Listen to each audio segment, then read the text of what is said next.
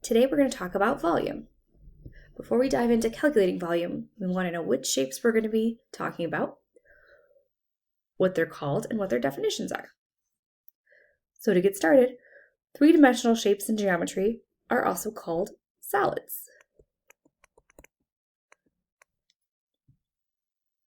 Volume is the amount of space that an object occupies, or the amount of substance a container can hold.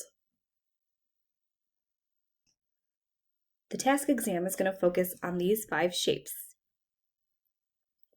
The first shape is the rectangular prism.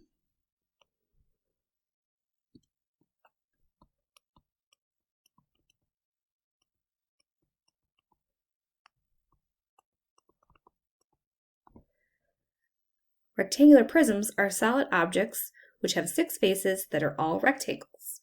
Remember, a square is also a rectangle, so these objects could be perfect cubes. Rectangular prisms are measured by length, width, and height. We're going to talk more about those when we get deeper into rectangular prisms, but for right now, let's think of a few examples. The most common example of rectangular prisms are boxes. Spaghetti boxes, shipping boxes, things like that. Books are another good example of rectangular prisms.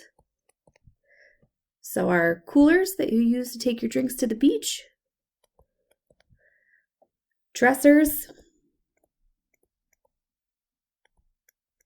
and you think of a few of your own.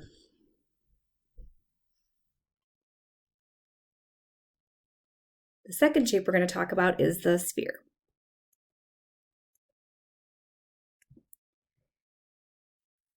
The sphere is a solid round figure with every point on its surface the same distance from its center. More specifically, that distance is called the radius. We'll discuss that later when we get into spheres. A few examples of spheres are any kind of ball: baseball, basketball,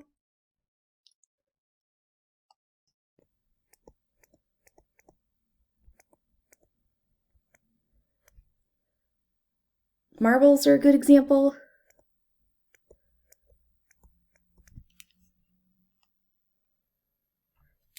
And think of a few of your own. The third one we're going to talk about is the cylinder.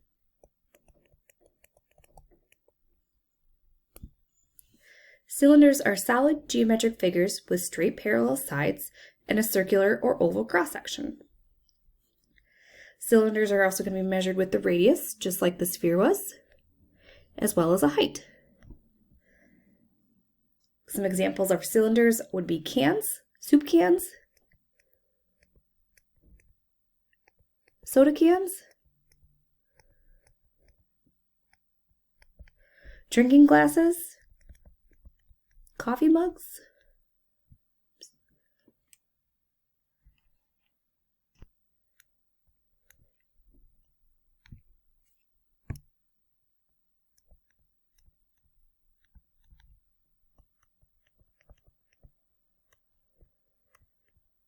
try to think of a few of your own.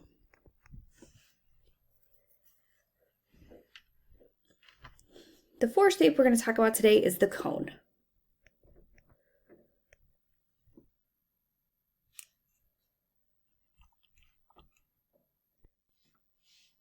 The cone is a solid geometric figure which tapers from a circular base out to a point.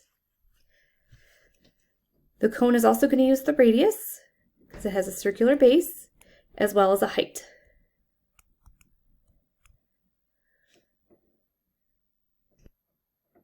The most common examples of cones would be ice cream cones,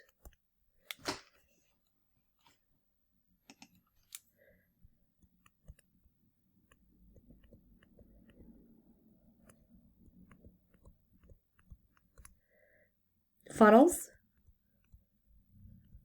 and safety cones. Try to think of a few examples on your own.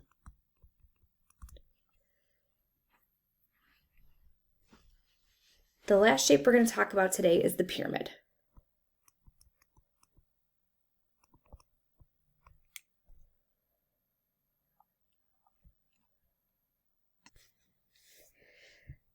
The pyramid is a solid figure with a square or triangular base. It has sloping sides that meet at a point at the top. And just like the rectangular prism, the measurements are going to be length, width, and height. Examples of a pyramid might be a tent,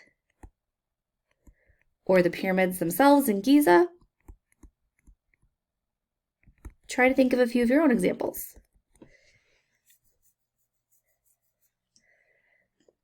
From here, we're going to break down each of our 5 objects and talk about their measurements and how we would calculate their volume.